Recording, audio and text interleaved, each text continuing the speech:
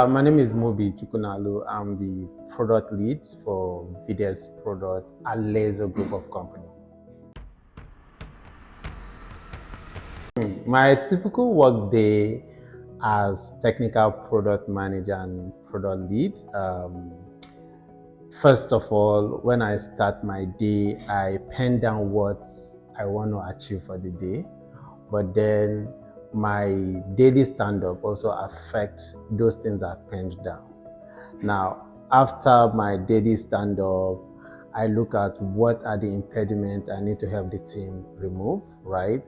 And then sync up with the team that require me to remove those impediments for my developers to get work done. And then after removing impediment, then I also look at what are the new features we need to implement, make research about them. If I need to meet up with stakeholders, get to understand what the core need of the business is and the core need of the customers are, right? Then start scoping that. So after the scoping, then I put up my documents, put all those thoughts together, and then wait for the next day. So my typical day, pen down what I want to do, go for stand-up, have my breakout session, then connect with stakeholders on the new implementations to do.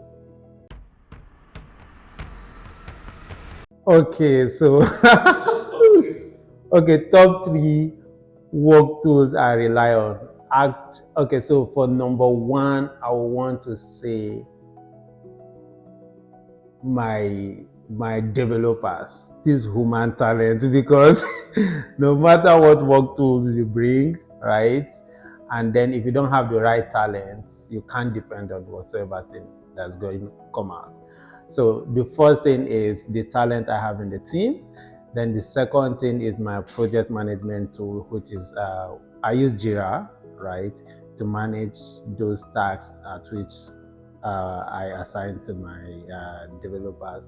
And then the final tool that is more exciting for me is Visual, where I use to map out all the flows of what we need to do, how we need to do them. So I make my designs there.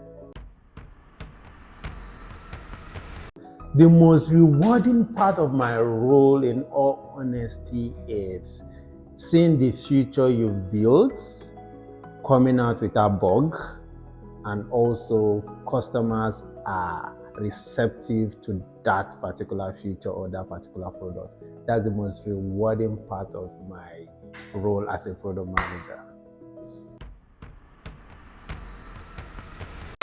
The least rewarding part of my role is when I deploy something and it is headed towards dead on arrival, right? Is it that customers are not interested in it, or because it has a lot of bugs and then they are not using it? So it is the worst part of my life, and I think for every product manager. So what I've learned about myself since starting this role, right, is number 1, how to manage people, right, and also getting results irrespective of what the situation is. And then finally, I didn't know I can be a good listener, right? Not until I assumed this role, right? Listening to people, trying to understand what to even do.